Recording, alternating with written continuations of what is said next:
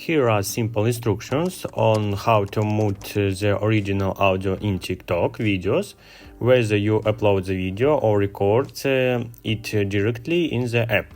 Open the TikTok app and tap plus icon in the center at the bottom to create a new video.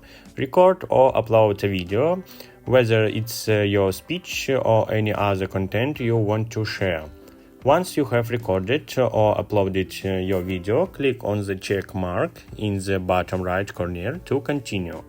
Now click on the drop-down button in the bottom right corner to access the editing options.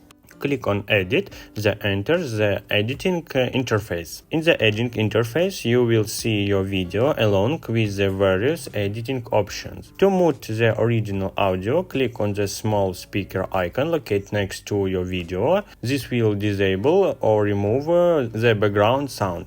You will notice that an X symbol appears next to the speaker icon, indicating that the sound has been muted.